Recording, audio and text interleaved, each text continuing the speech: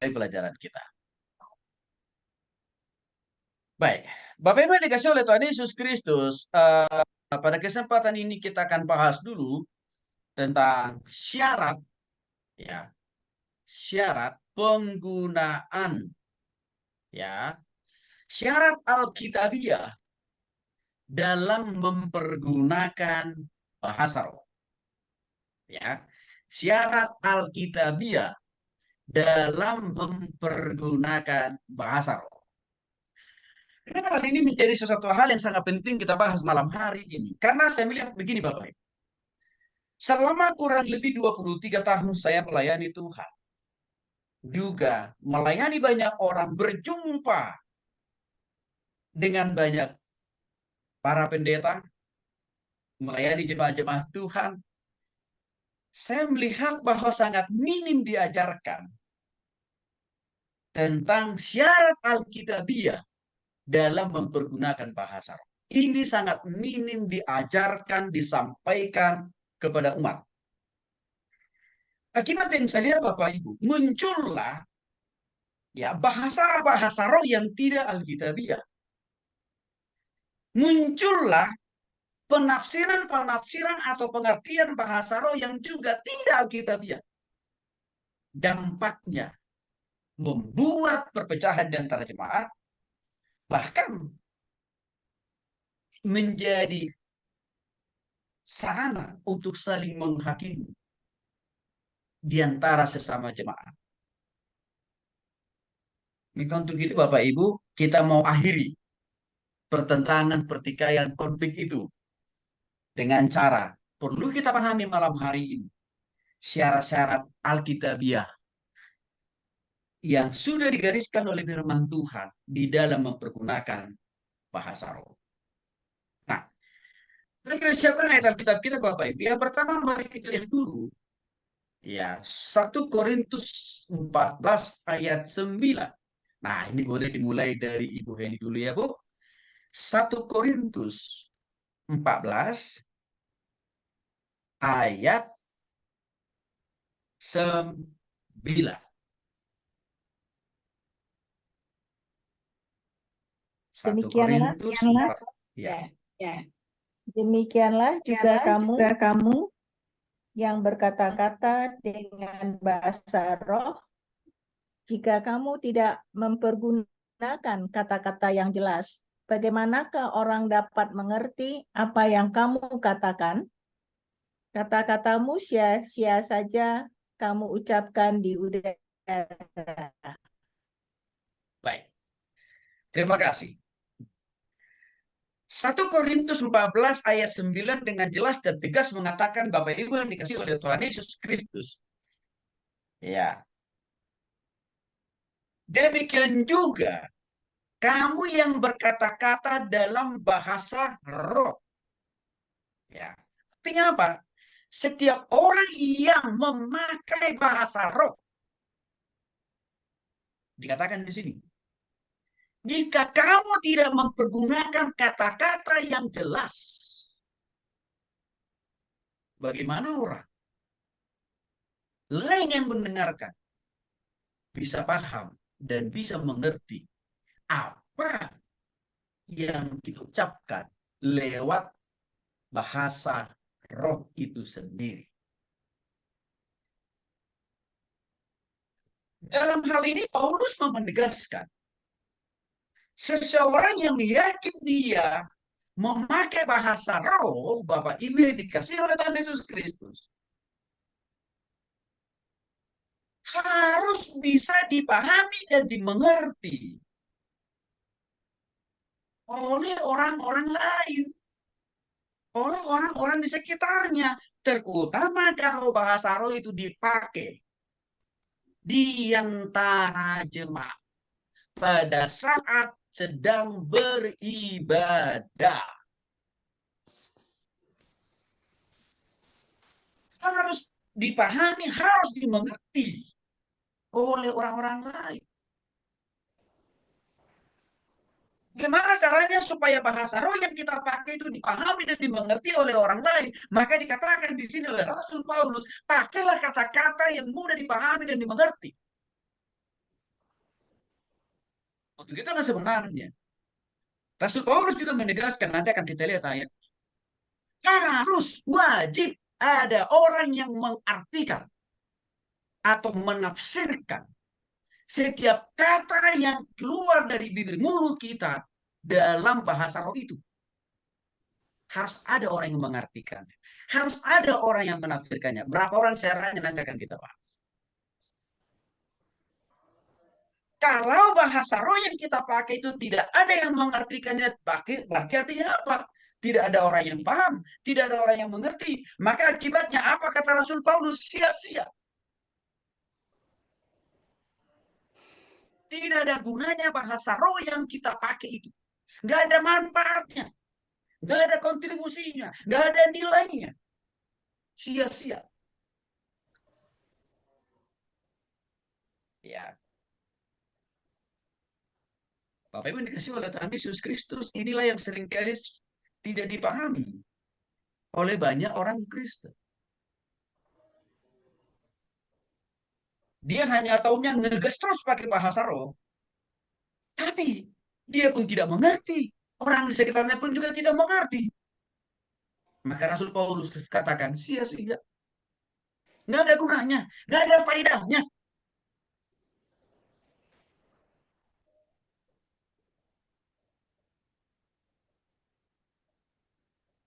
Lalu dia 10, Paulus menegaskan sebagai pembanding. Dikatakan dalam 10, dari 1 Korintus 14 ayat 10. Ada banyak, entah berapa banyak macam bahasa di dunia. Sekalipun demikian, tidak ada satupun di antaranya yang mempunyai bunyi yang tidak berarti. Artinya Rasul Paulus mau katakan begini, Bapak. Di dunia ini ada banyak bahasa suku bangsa. Dan ada banyak bahasa daerah. Bahasa bangsa, bahasa setiap bangsa, bahasa setiap suku. Kata Rasul Paulus di sini nih, Bapak Ibu.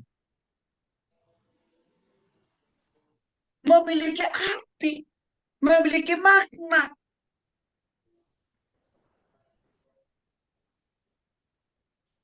Ya, artinya Rasul Paulus. Saya engkau bilang engkau pakai bahasa roh tapi tidak ada artinya, tidak ada maknanya, tidak ada nilainya. Bahasa di dunia ini aja. Punya punya nilai, punya tujuan. Itu sebagai perbanding yang dipakai oleh Rasul Paulus. Menegur dan mengoreksi orang-orang yang senang mengatakan, ini bahasa roh, tapi dia sendiri tidak mengerti. Bahkan orang-orang lain pun juga tidak mengerti. Maka dari perbandingan yang disampaikan oleh Rasul Paulus ayat 9 sampai dengan 10, mau mempertegas sebenarnya. Kalau bahasa roh yang kau pakai itu sungguh-sungguh daripadaku, harusnya engkau mengerti dan orang-orang di sekitar juga mengerti. Karena bahasa suku, bahasa bangsa di dunia ini juga mudah dipahami, mudah dimengerti oleh setiap bangsa yang bersangkutan atau juga oleh setiap suku yang bersangkutan. Contoh, kalau kita pakai bahasa Indonesia,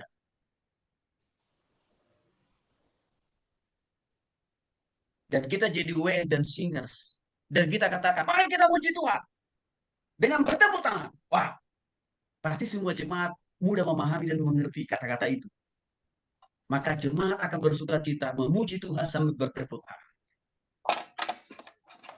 Karena apa? Karena bahasa Indonesia itu mudah dipahami, mudah dimengerti oleh diri kita sendiri dan juga oleh orang lain. Tapi ironisnya Bapak Ibu, ada orang yang mengklaim dia memakai bahasa roh, tapi tidak punya arti, tidak punya makna, sebab dia tidak mengerti dan juga orang lain juga tidak mengerti karena tidak ada orang mengerti.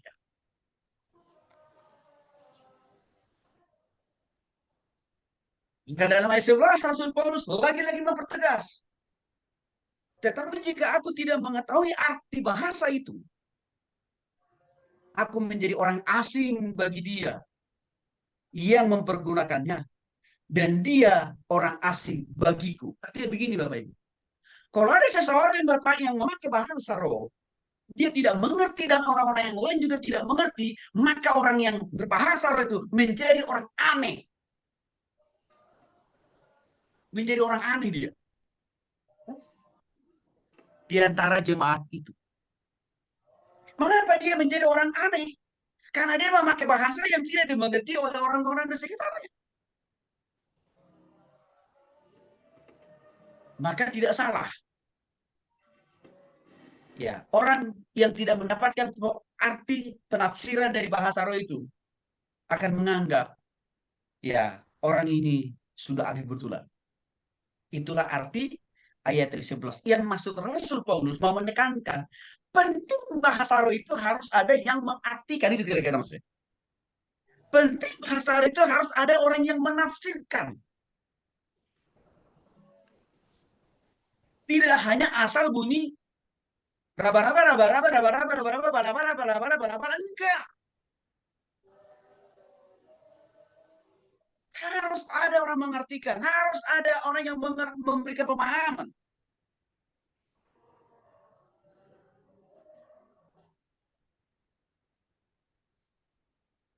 Yang pertama dijelaskan oleh Rasul Paulus.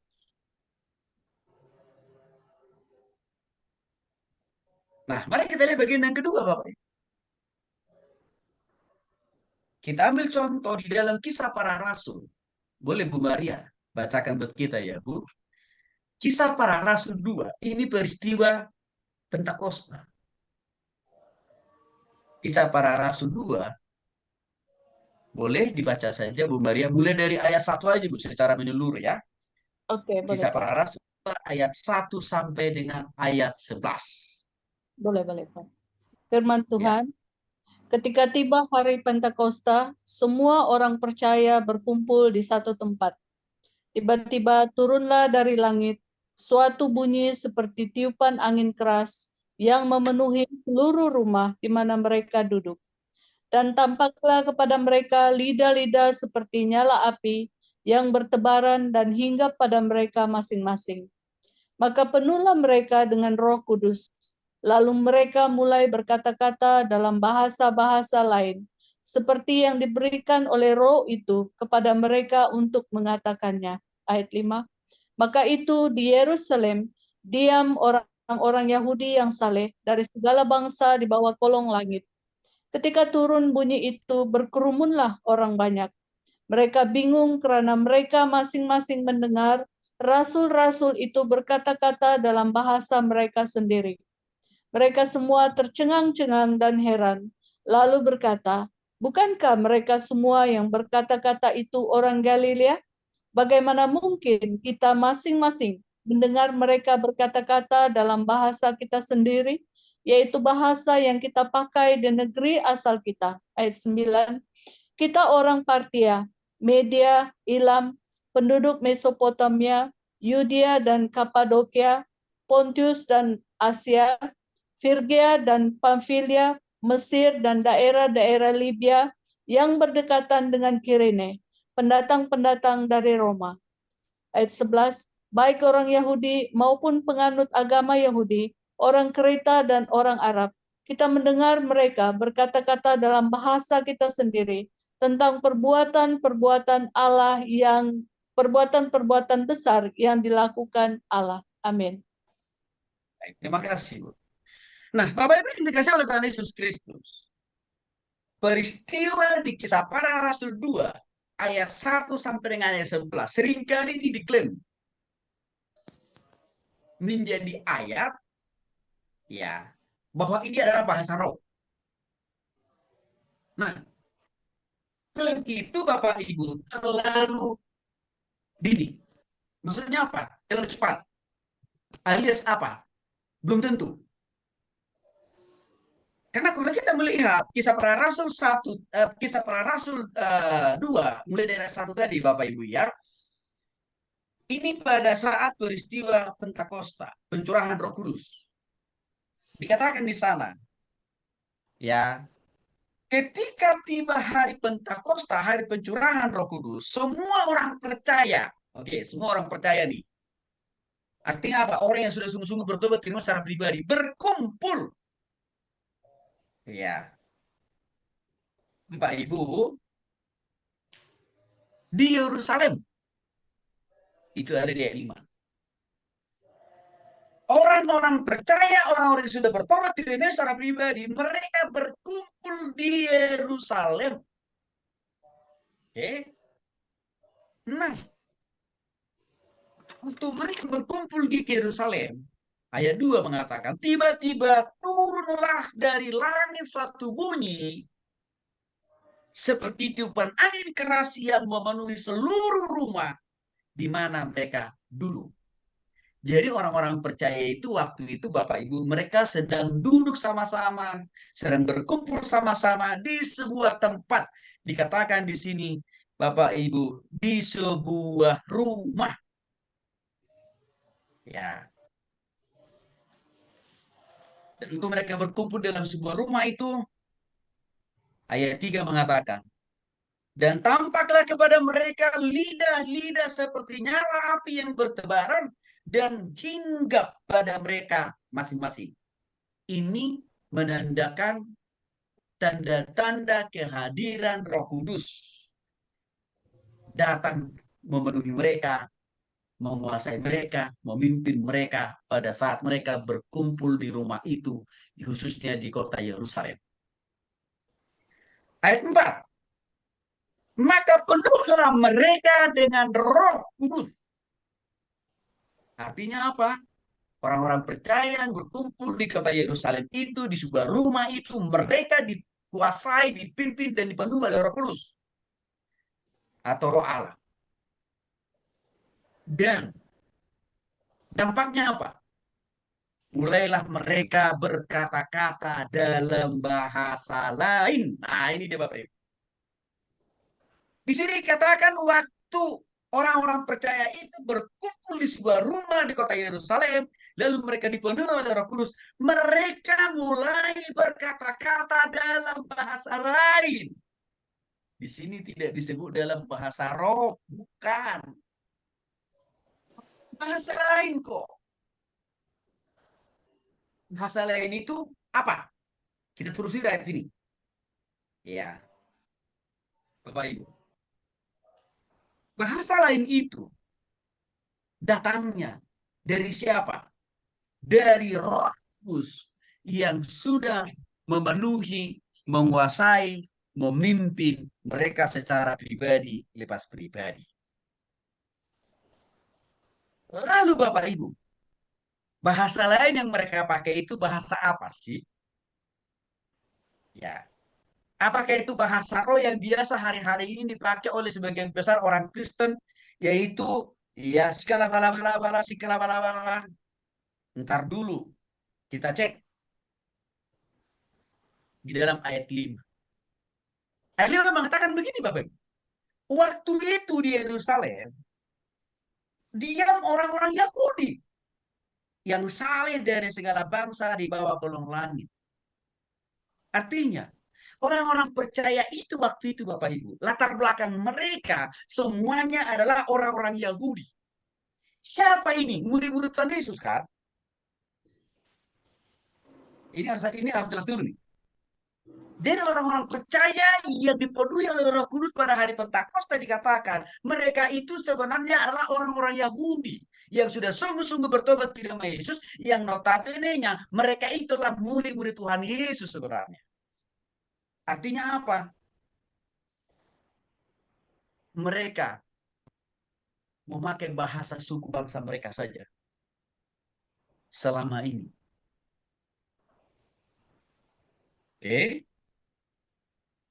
Tiba-tiba Bapak Ibu waktu mereka berkumpul di Yerusalem, di sebuah rumah, ya, orang-orang Yahudi itu berbahasa lain. Artinya apa? Memakai bahasa suku bangsa lain.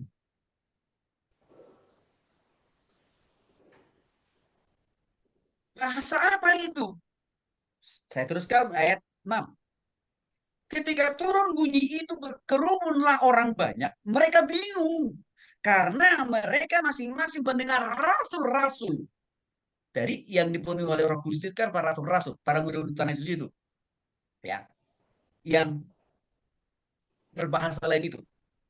Ya, mereka masing-masing mendengar para rasul-rasul itu tadi yang sedang memakai bahasa lain. Ia berkata ke dalam diri, ia berkata-kata dalam bahasa mereka sendiri. Artinya Bapak Ibu, bahasa yang dipakai oleh rasul-rasul itu pada waktu mereka dipenuhi oleh Roh Kudus yang disebut tadi bahasa lain adalah bahasa, ya, orang-orang yang berkumpul juga di tempat itu. Yang mana orang-orang yang berkumpul di tempat itu, rupanya ada di antara mereka itu orang Pertia. Ayat 9. Berarti bahasa Pertia kan Bapak Ibu. Ada orang Media, berarti mereka ini punya bahasa Media. Ada orang Elam, berarti mereka ini pakai bahasa Elam. Bahkan ada orang Mesopotamia, berarti mereka pakai bahasa Mesopotamia. Dan juga ada orang Yudea, Kapodakia, Pontus, dan Asia, serta Firgia, Pamfilia, Mesir, Libya, Kirene, Roma, ya, bahkan juga Bapak Ibu, ada orang Arab. Artinya apa? Para murid-murid tadi, waktu mereka dipenuhi oleh Roh Kudus, mereka bisa memakai bahasa lain. Bahasa lain itu apa? Bahasa orang Arab, bahasa orang Yahudi, bahasa orang Roma, bahasa orang Kirene, bahasa orang Libya, bahasa orang Mesir, bahasa orang Frigia, bahasa orang Pamfilia, bahasa orang Kapodakia, bahasa orang Pontus, bahasa orang Asia, bahasa orang Media, bahasa orang Elam, bahasa orang Partia. Artinya apa? Itu adalah bahasa bangsa lain yang dipakai oleh para murid itu pada saat peristiwa hari Pentakosta. Maka menjadi clear. Di sini bahasa yang dipakai oleh para murid yang dipenuhi oleh Roh Kudus itu bukan bahasa sikala bala bala bala bala bala bala bala bala sikala bala, enggak. Bahasa bangsa lain.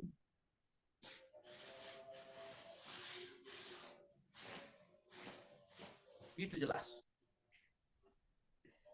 Karena dalam konteks kisah para rasul 2 ayat 1 sampai dengan 11 tidak perlu ada penafsir, tidak perlu diartikan. Mengapa? Karena waktu para murid itu memakai bahasa bangsa lain, taruhlah misalkan waktu ada murid itu memakai bahasa orang Partia, orang Partia yang mendengarkan itu nggak perlu ditafsirkan. Karena kenapa? Orang Partia itu kan mengerti. Sebab bahasa yang dipakai oleh para murid itu waktu itu ada sebagian di antara mereka yang memakai bahasa orang Partia. Maka di situ tidak perlu ada penafsiran.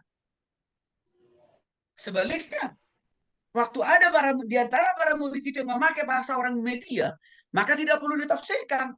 Kenapa? Karena di kota itu juga ada orang Media yang mengerti bahasa mereka. Cuma sayangnya waktu itu tidak ada orang Indonesia di sana, Bapak Ibu. Ya, kalau ada orang Indonesia di sana, saya yakin banget, pasti akan ada di antara itu yang dikaruniai Tuhan untuk bisa berbahasa di Indonesia. Sehingga kalau waktu itu ada orang Indonesia di sana, pasti bisa paham. Sama juga Bapak Ibu.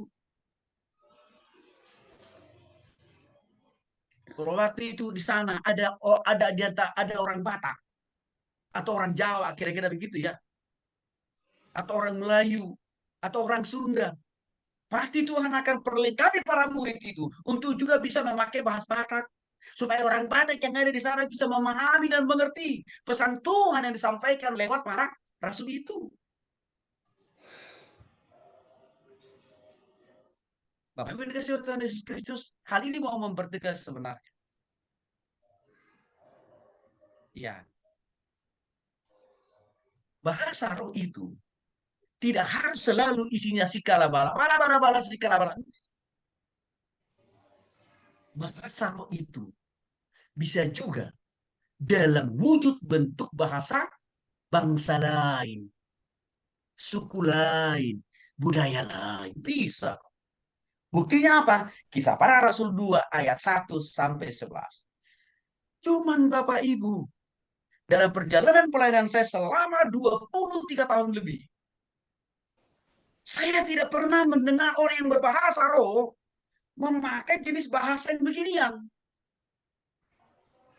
Tidak pernah memakai bahasa roh itu dalam bentuk bahasa suku bangsa. Nggak pernah Bapak Ibu. Yang selalu diputar-putar tiap minggu apa? Sikalabala, sikalabala, sikalabala. Masa tiap minggu Tuhan hanya bicara sikalabala.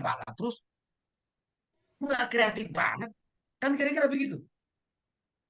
Di sisi lain, tidak ada orang yang mengertikan atau menafsirkannya juga. Nah, ini yang jadi masalah. Sehingga Bapak Ibu dikasih oleh Tuhan Yesus Kristus. Sekali lagi, bahasa yang dipakai di kesempatan sungguh yang sudah kita bahas tadi, bisa dimengerti. Dalam konteks bahasa itu tidak perlu ada orang menafsirkan. Karena kenapa? Karena bahasa yang dipakai oleh para rasul orang percaya pada saat itu adalah bahasa manusia. Bahasa suku bangsa.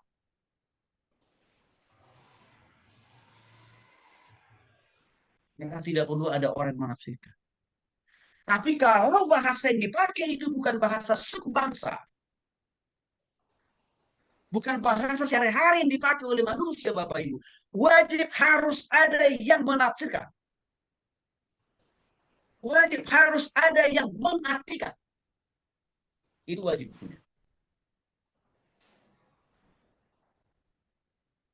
Maka mari kita lihat. Kewajiban yang harus dipenuhi bagi jemaat yang memakai bahasa roh.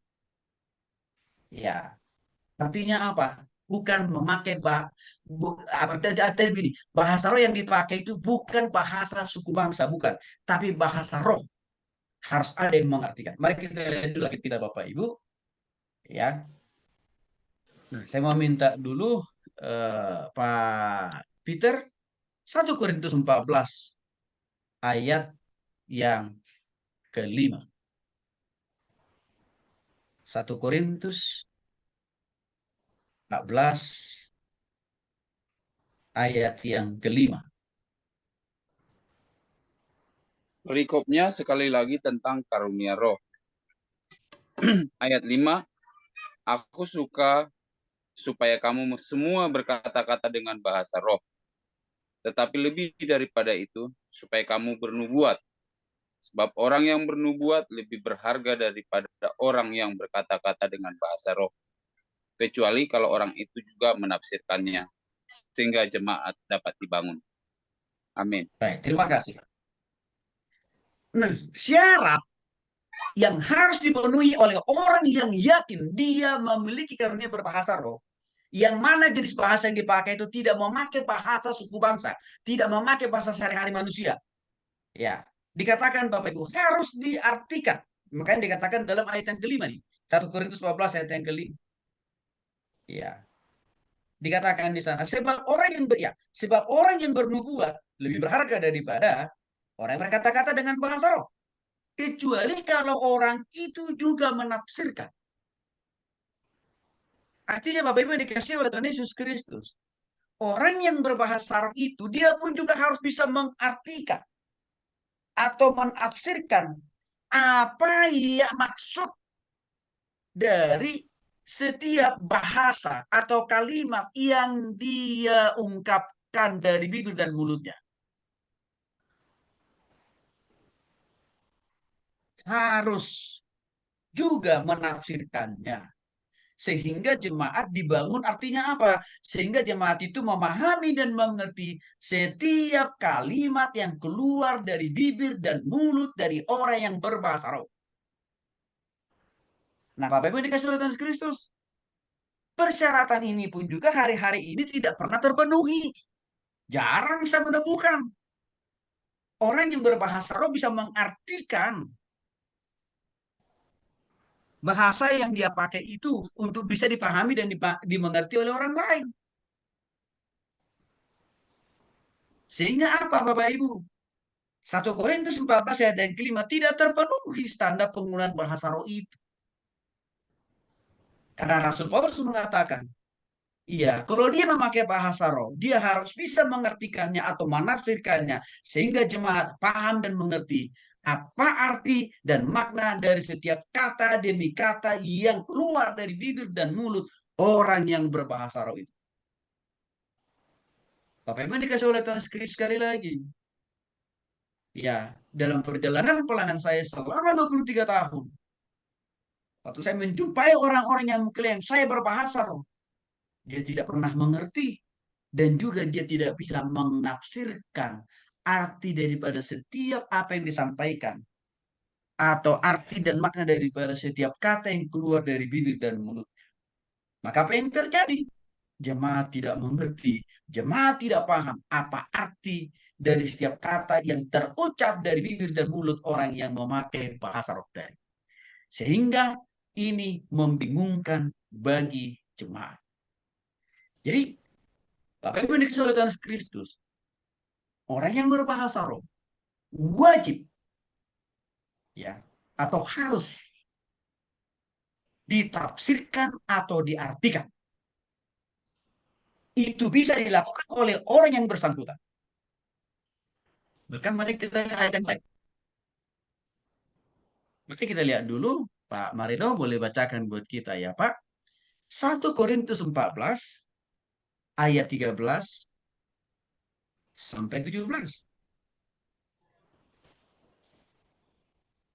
1 Korintus 14 1 Korintus 14 ayat ayat 13 sampai 17. 1 Korintus 14 ayat yang ke-13. Karena itu siapa yang berkata-kata dengan bahasa roh, ia harus berdoa supaya kepadanya diberikan juga karunia untuk menafsirkannya. Sebab jika aku berdoa dengan bahasa roh, maka rohkulah yang berdoa. Tetapi akal budiku tidak turut berdoa. Jadi apakah yang harus kubuat? Aku akan berdoa dengan rohku, tetapi aku akan berdoa juga dengan akal budiku. Aku akan menyanyi dan memuji dengan rohku, tetapi aku akan menyanyi dan memuji juga dengan akal budiku. Sebab jika engkau mengucap syukur dengan rohmu saja, bagaimanakah orang biasa yang hadir sebagai pendengar dapat mengatakan amin atas pengucapan syukurmu? Bukankah ia tidak tahu apa yang engkau katakan? Sebab sekalipun pengucapan syukurmu itu sangat baik, tetapi orang lain tidak dibangun olehnya. Baik, terima kasih Pak. Yang kedua Bapak Ibu dikasih oleh Tuhan Yesus Kristus. Rasul Paulus menegaskan, ya, orang yang berbahasa roh, ya dikatakan dalam 1 Korintus 12 ayat 13. Siapa yang berkata-kata dengan bahasa roh, ia harus berdoa supaya kepadanya diberikan juga karunia untuk menafsirkannya. Nah, Bapak Ibu dikatakan sini, orang yang berbahasa roh harus, pakai kata harus dalam kata Rasul Paulus. Harus apa? Berdoa supaya kepadanya diberikan juga karunia untuk menafsirkan atau mengartikan setiap kata yang keluar dari bibir dan mulut orang yang berbahasa roh itu. Harus, kata Rasul Paulus. Berdoa supaya Tuhan berikan dia mengartikan, menafsirkan dari setiap kata kalimat yang keluar dari mulut. Kalau kita mau lihat di dalam kehidupan jemaat orang-orang Kristen, ini tidak terpenuhi banyakkan Bapak. Artinya apa? Seringkali orang itu hanya bisa berbahasa roh, tapi dia sendiri bingung, tidak tahu arti dan maknanya. Sehingga akibatnya jemaat juga 2 kali lipat bertambah bingung juga. Padahal Rasul Paulus harus berdoa dia orang berbahasa roh itu supaya dia juga diberikan karunia untuk menafsirkannya. Maka dengan demikian Bapak Ibu yang dikasih oleh Yesus Kristus, seringkali bahasa roh yang dipakai di zaman ini tidak memenuhi standar Alkitabiah. Tidak memenuhi kriteria-kriteria yang sudah dijelaskan oleh Rasul Paulus. Tidak memenuhi banyak.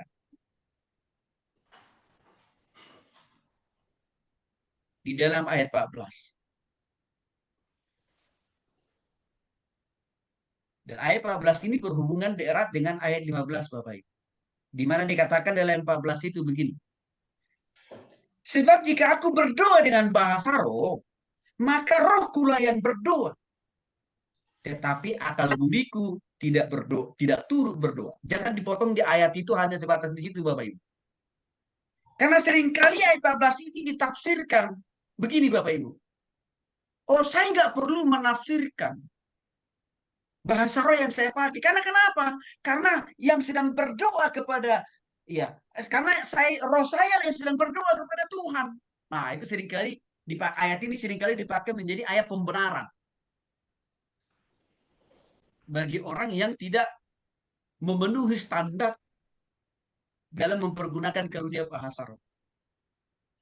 Seringkali disalahgunakan, disalah tafsirkan ayat 14 itu dengan mengatakan, wah saya nggak ngerti, saya nggak tahu. Karena kenapa? Saya kan berbahasa roh kan untuk berdoa kepada Tuhan kok, bukan kepada manusia. Salah. Karena ada tulisan ayat 14 itu, yaitu ayat 15. Apa ayat 15 itu Bapak Ibu? Jadi apakah yang harus kubuat?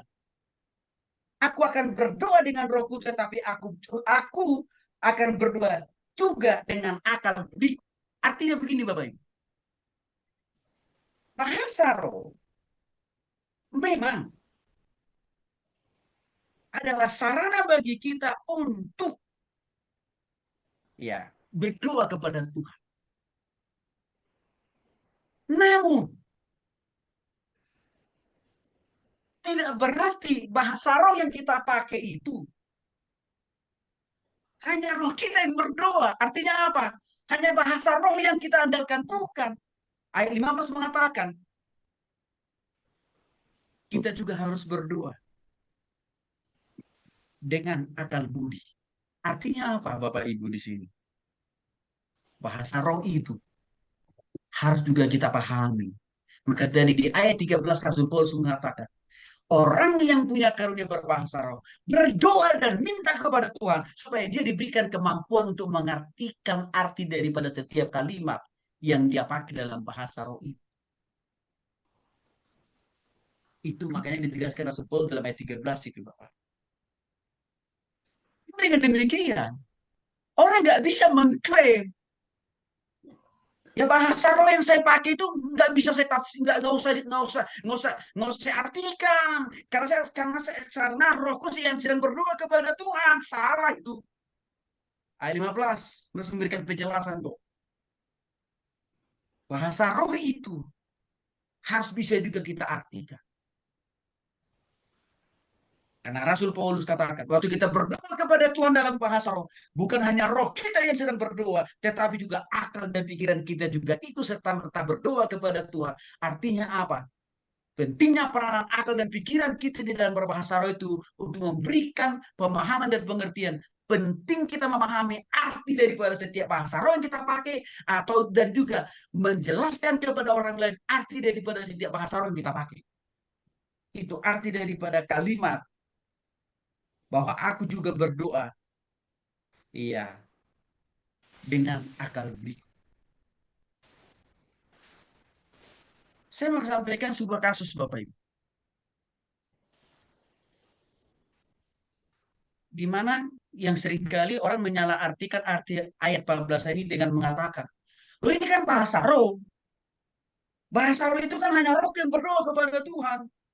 Jadi saya nggak perlu mengartikan atau menafsirkan. Bahkan jemaah juga nggak perlu memahami dan mengerti.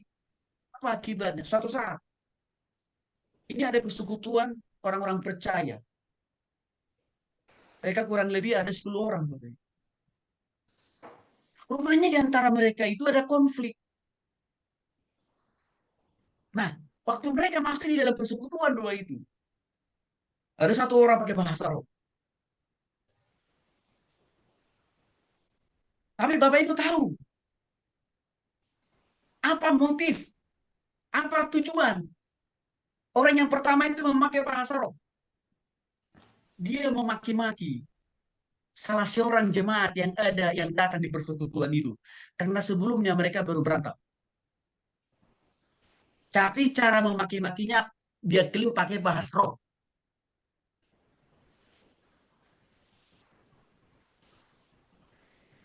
Lalu setelah selesai dia berhenti pakai bahasa roh dengan memaki-maki salah satu temannya. Maka temannya yang satu lagi yang sedang berkonflik dengan dia, kembali dia juga pakai bahasa roh. Tapi dibalik dari bahasa roh yang dia pakai, Bapak Ibu tahu, dia maki-maki ulang teman yang pertama pakai bahasa roh yang pertama. Kenapa saya tahu? Orang yang pertama memakai bahasa roh itu memaki-maki temannya yang kedua, karena setelah selesai ibadah saya tanya orangnya, apa sih artinya dari bahasa roh yang kau pakai? Dia bilang begini, jujur ya, saya kesal dengan salah satu teman kita yang datang tadi dalam persekutuan itu. Maka saya maki-maki dia. Dengan cara apa? Saya pakai bahasa roh. Supaya dia tidak tahu. Saya tidak maki-maki dia. Yakin Bapak Ibu. Lalu setelah itu di tempat yang berbeda saya tanya lagi orang yang kedua. Yang juga memakai bahasa roh memaki-maki orang yang pertama tadi. Saya tanya. Tadi kamu tahu nggak arti bahasa roh yang kau pakai itu? Sebenarnya saya tidak tahu. Tetapi saya tadi di dalam bahasa roh saya itu saya maki-maki teman saya di pertama berbahasa. Karena saya begitu kesal dan marah sama dia. Ini adalah salah satu contoh betapa berbahayanya kalau seseorang mengklaim aku memakai bahasa roh, hanya aku yang berdoa kepada Tuhan, maka tidak perlu saya artikan, tidak perlu ada orang lain mengartikan. Di sini bahayanya. Bahasa roh itu bisa dipakai memaki-maki, menghujat orang lain. Saya kira ini masuk Rasul Paulus. Maka Rasul Paulus mengatakan harus ada yang mengartikan. Supaya tidak sampai terjadi penyalahgunaan bahasa roh. Itu maksud Rasul Paulus. Harus ada yang mengartikan.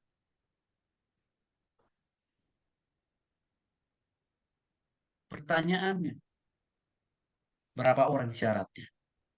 Mari kita lihat dulu Pak Erdianto. 1 Korintus 14 ayat 27 sampai 28.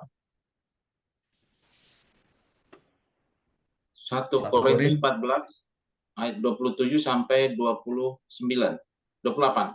Ya, ya.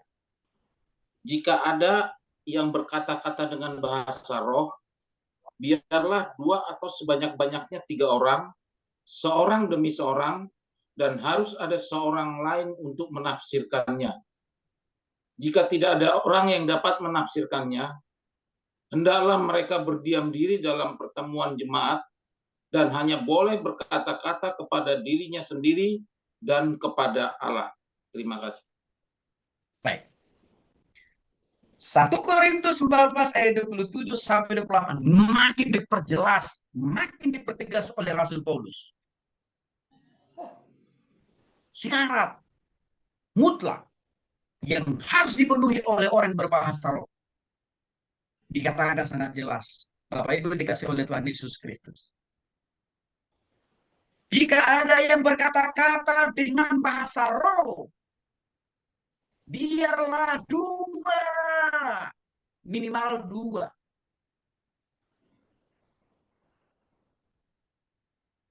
Minimal 2, Bapak.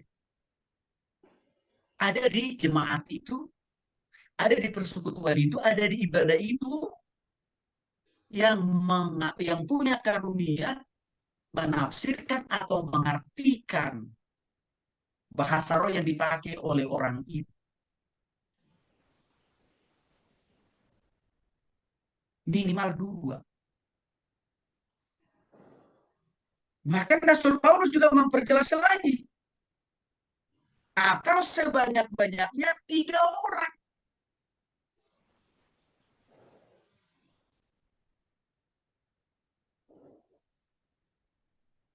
Dua atau 3 orang.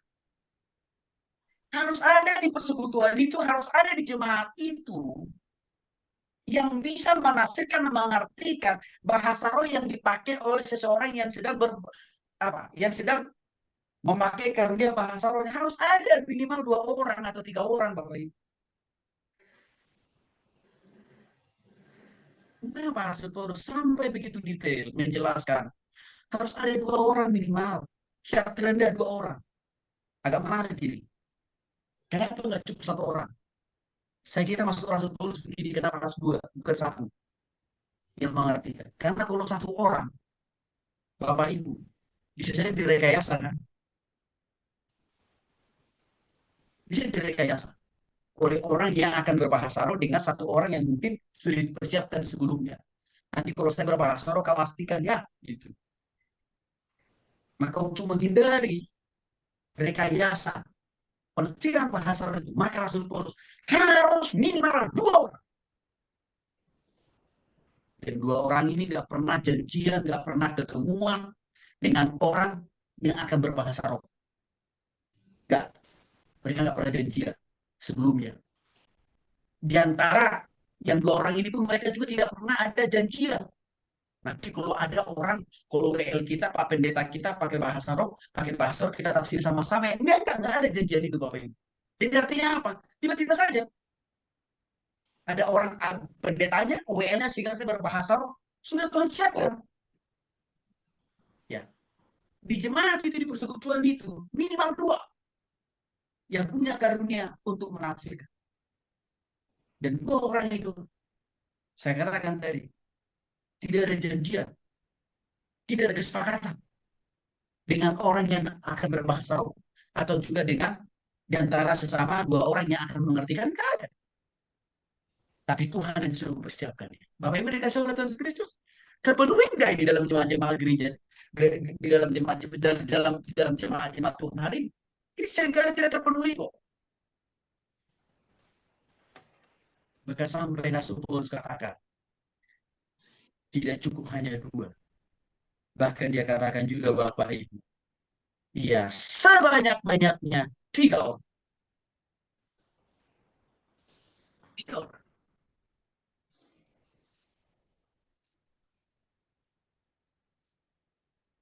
Saya pernah melakukan wawancara, ya, kepada orang-orang Kristen. Ya. Apakah Bapak Ibu pernah mendengar pemimpin pelayan di gereja Bapak Ibu berbahasa roh? Ya. Itu pertanyaan saya. Yang kedua, pertanyaan saya kepada mereka, apakah ada orang yang menafsirkan atau mengartikan setiap bahasa roh yang dipakai oleh pemimpin rohani, WL Singer atau Pak Pendeta, Ibu Pendeta yang sedang berbahasa roh waktu di jemaat, waktu beribadah dengan Bapak Ibu? Tidak, mereka. Dan saya gini, apakah orang yang berbahasa roh di gereja Bapak Ibu mengerti, memahami, bahkan menafsirkan setiap bahasa roh yang dia ucapkan itu? Yang jawaban mereka tidak. Ini saya wawancara langsung Bapak Ibu.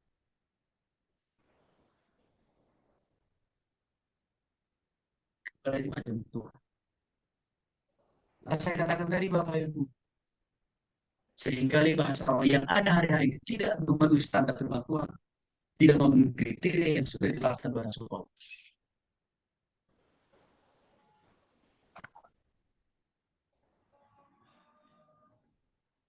Ya. Artinya apa? Saya melihat dari survei dan wawancara yang saya lakukan itu Bapak Ibu, hanya 20% bahasa roh yang dipakai oleh jemaat Tuhan, hanya 20% bahasa roh yang dipakai oleh jemaat Tuhan yang memenuhi standar Alkitab, yang memenuhi standar daripada firman Tuhan. Jadi orang berbahasa roh itu bisa menafsirkan, atau kalau enggak, Ada orang lain yang dipersiapkan oleh Tuhan di dalam ibadah persekutuan gereja itu. Minimal 2 atau 3 orang yang menafsirkan. Hanya 20%. Berarti 80%. Seringkali bahasa roh yang dipakai oleh banyak jemaat-jemaat Tuhan. Pemimpin-pemimpin gereja tidak memberi standar Alkitab atau Tuhan.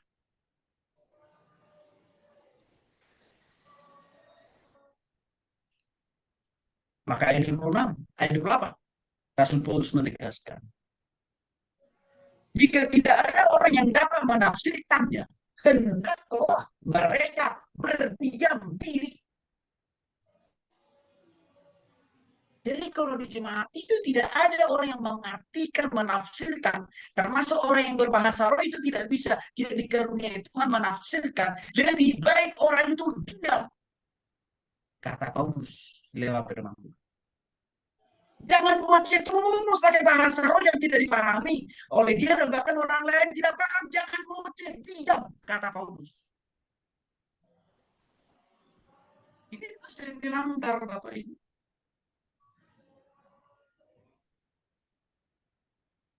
Oleh oknum-oknum penyalahgunaan bahasa roh. Ngeges aja dia pakai bahasa rohnya. Para firman Tuhan katakan lebih baik kau diam.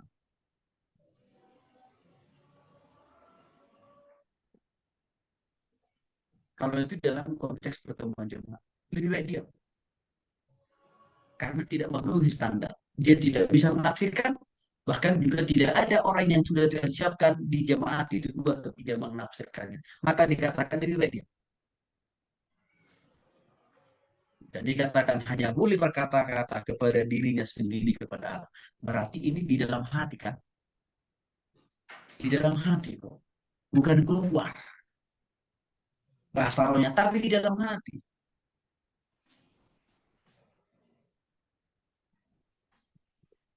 Apa itu yang dikasih oleh Yesus Kristus? Ada orang bertanya kepada saya begini. Pak Tony tidak punya karunia bahasa roh enggak? Apa itu? Itu pertanyaan.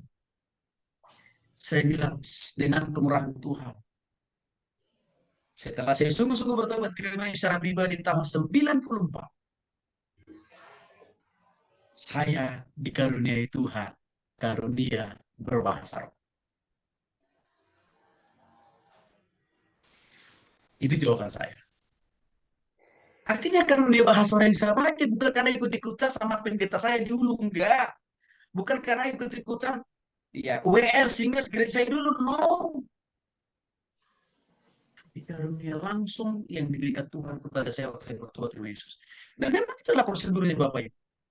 Karunia bahasa roh itu anugerah, pemberian, inisiatif Tuhan secara pribadi kepada orang-orang yang dianggap Tuhan penting untuk dipakai dalam melayani Tuhan.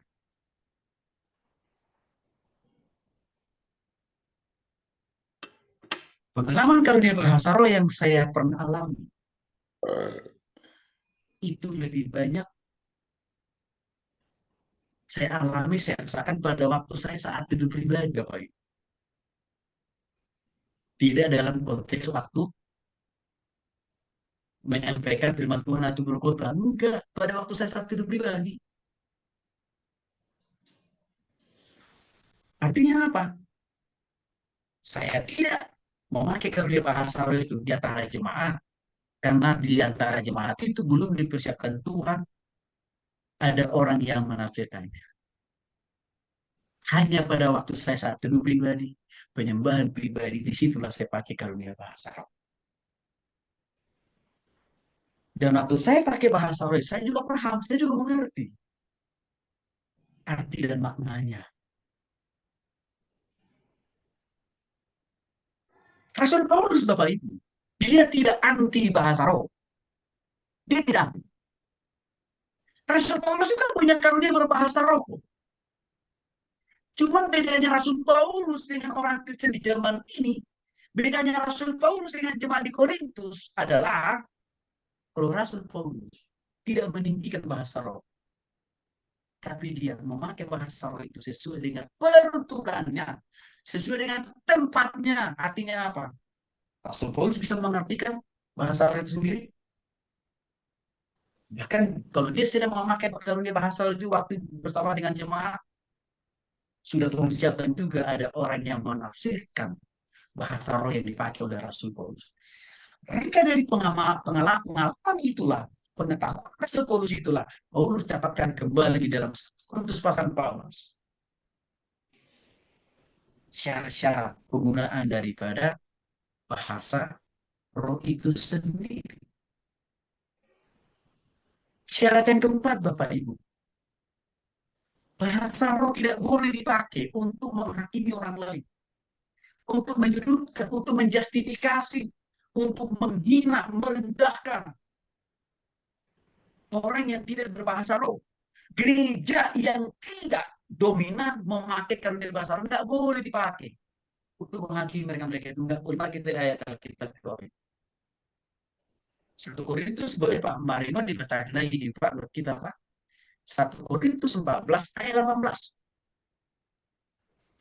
1 Korintus 14 ayat 18 Pak ya. 1 Korintus 14 ayat ke-18. Ya.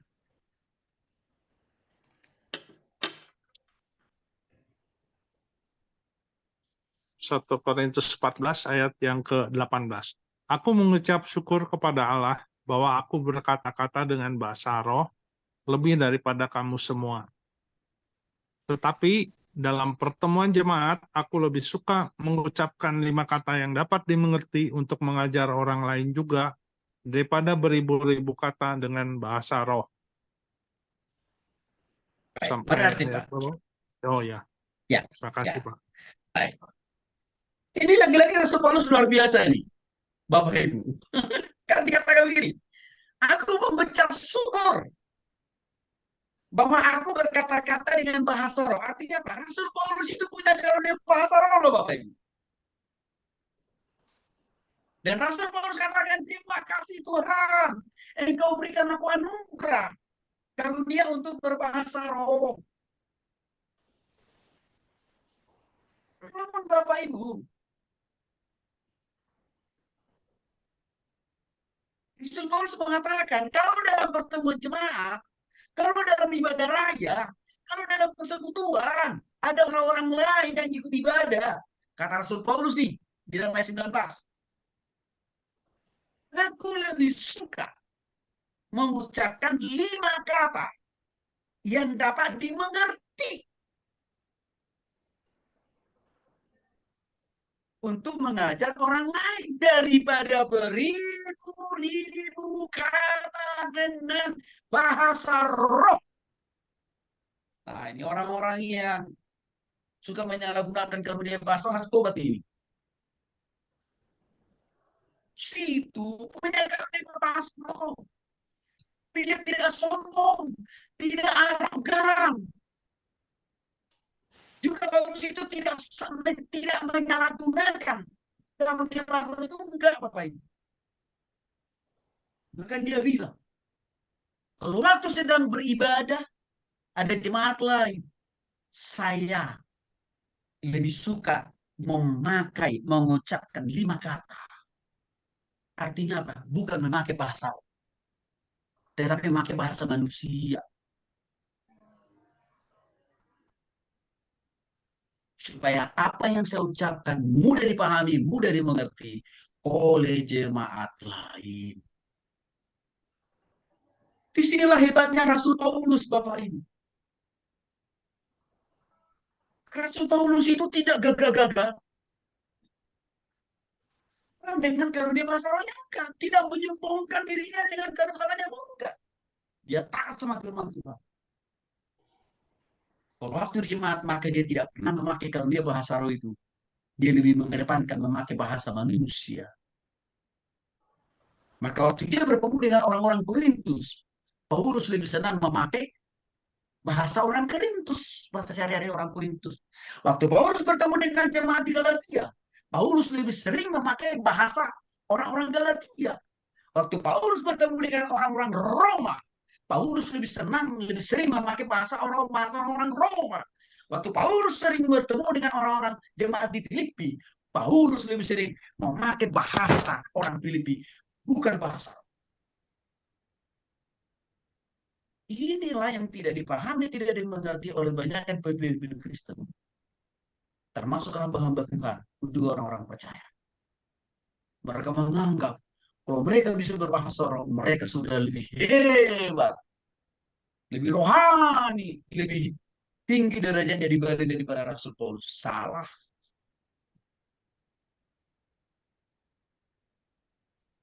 Bagaimana kesulitan Kristus, saya sangat begitu taat terhadap firman Tuhan, khususnya dengan apa yang dikatakan oleh Rasul Paulus.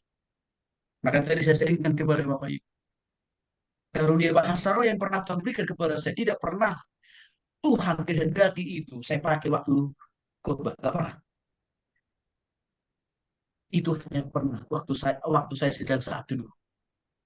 Tapi itu pun bahasa yang saya pakai itu saya paham, saya mengerti. Saya mengikuti teladan Rasul Paulus. Saya lebih dominan, saya lebih sering memakai bahasa manusia, bahasa Indonesia dalam menyampaikan firman Tuhan. Maka dengan demikian Bapak Ibu dikasih oleh Tuhan Kristus, harus bertobat saudara kita yang seringkali menyalahgunakan karunia bahasa.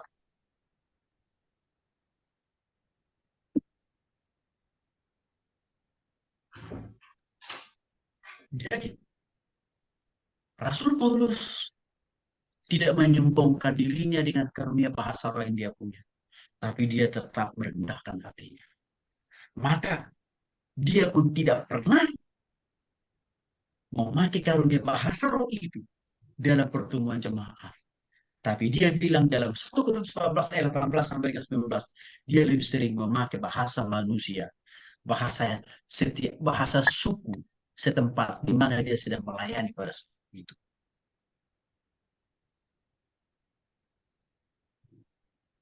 Maka dengan demikian Bapak Ibu dikasih oleh Tuhan sendiri satu kesalahan besar. Kalau ada orang yang punya karunia berbahasa roh, menganggap dirinya lebih rohani, menganggap dirinya lebih dekat dengan Tuhan, menganggap dirinya lebih mulia dibanding daripada orang-orang lain yang tidak bisa berbahasa. Satu kesalahan besar. Kalau ada orang karena dia bisa berbahasa roh, lalu dia melihat gereja lain, denominasi lain yang tidak terlalu menekankan tentang karunia bahasa roh, lalu dia hakimi, dia tuduh gereja itu sesatlah, tidak punya Roh Kuduslah, itu terlalu.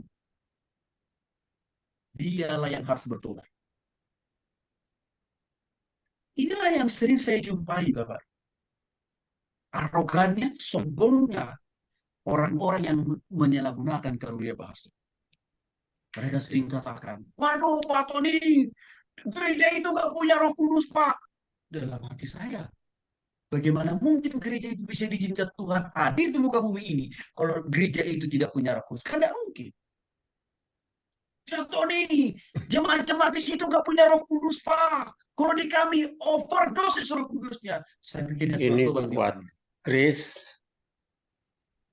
sekarang. Nah, itu Bapak Ibu yang terjadi. Paulus taat banget sama Tuhan. Maka dia tidak pernah membanggakan dirinya, memuliakan dirinya dengan karunia bahasa roh. Dia tetap menempatkan karunia bahasa roh itu sesuai dengan maunya Tuhan. Maka dikatakan tadi Bapak Ibu, saya lebih suka memakai 5 kata yang mudah dipahami dan dimengerti orang lain daripada beribu-ribu kata dengan bahasa roh. Mari kita lihat lagi Bapak Ibu yang dikasih oleh Yesus dari baca juga tadi. Ayat 19 sudah sangat jelas. Ya, Rasul Paulus mengingatkan semua orang percaya supaya lebih baik memakai kata-kata yang bisa dipahami, dimengerti oleh sesamanya daripada memakai bahasa roh. Maka Bapak Ibu dikasih oleh Tuhan Yesus Kristus, kalau kita tidak dikaruniai berbahasa roh Bapak Ibu, jangan minder, jangan merasa rendah di hadapan Tuhan. Enggak, kita tetap mulia di hadapan Tuhan walaupun kita tidak dikaruniai bahasa roh. Yang penting kita sudah sungguh-sungguh dalam Kristus, Karena bisa saja karunia bahasa roh mungkin kita tidak dikasih Tuhan, tapi karunia yang lain dikasih oleh Tuhan buat kita. Juga itu mulia di hadapan Tuhan. Apa yang dikasih oleh Tuhan Yesus Kristus? 1 Korintus pasal 14 ayat 28. Saya akan bacakan buat kita semuanya Bapak Ibu. Dikatakan di sana, jika tidak ada orang yang dapat menafsirkannya, hendaklah mereka berdiam diri dalam pertemuan jemaat dan hanya boleh berkata-kata kepada dirinya sendiri kepada Allah. Artinya Bapak Ibu dikasih oleh Tuhan Yesus Kristus. Jikalau ada orang yang bermakai bahasa roh di tengah-tengah jemaat, artinya apa? Dalam ibadah minggu, dalam persekutuan misalkan. Dikatakan di sini, orang itu ya lebih baik berdiam diri. Artinya apa? Jangan ngegas terus pakai bahasa rohnya. Jangan. Tapi pakailah itu secara pribadi di dalam hati, berkomunikasi kepada Tuhan. Mengapa? Karena tidak ada orang menafsirkan. Dan bahkan orang itu juga tidak diberikan karunia oleh Tuhan untuk menafsirkan bahasa roh itu. Bahkan tidak ada orang lain juga yang Tuhan utus ke tempat itu yang punya karunia untuk menafsirkan bahasa roh itu sendiri. Karena dipikir Bapak Ibu dikasih oleh Yesus Kristus, saya mau klarifikasi juga. Karena ada orang berpikir, jangan-jangan Pak Pendeta anti karunia bahasa roh. Saya tidak anti karunia bahasa roh. Saya senang dengan karunia bahasa roh. Bahkan dengan anugerah Tuhan, saya punya karunia itu. Cuma mungkin yang membedakannya. Kalau saya punya karunia berbahasa roh, kaidah-kaidah, standar firman Tuhan, saya taati di dalam mempergunakan karunia bahasa roh. Tidak seperti yang dilakukan oleh banyak orang Kristen di zaman ini. Pakai bahasa roh, tapi dia sendiri tidak mengerti. Bahkan orang yang menafsirkan 2-3 orang pun tidak ada. Tapi selalu ngegas terus memakai karunia bahasa. Sehingga apa yang terjadi? Membingungkan bagi jemaat. Bahkan Rasul Paulus juga mengingatkan, jangan salahkan. Kalau ada di antara jemaat itu yang mengatakan, sudah gila kali orang ini. Karena kenapa? Orang itu memakai bahasa roh, tapi orang di sekitarnya tidak paham. Janganlah sampai karena bahasa roh yang kita pakai itu tidak memenuhi standar firman Tuhan, kita dituduh oleh jemaat gila. Itu sesuatu hal yang sangat menyedihkan. Bapak dikasih oleh Tuhan Yesus Kristus, sekali lagi, mari kita belajar dari Rasul Paulus. Dia punya karunia bahasa roh, tapi dia tidak arogan. Dia tidak sombong. Dia tidak pakai karunia bahasa rohnya untuk menghakimi orang lain, untuk menghakimi gereja lain. Enggak. Rasul Paulus lebih memilih memakai bahasa manusia yang bisa mudah dipahami, yang bisa mudah dimengerti orang lain. Supaya sehingga orang itu apa? Mudah mempraktekkan firman Tuhan itu sendiri. Tuhan Yesus memberkati.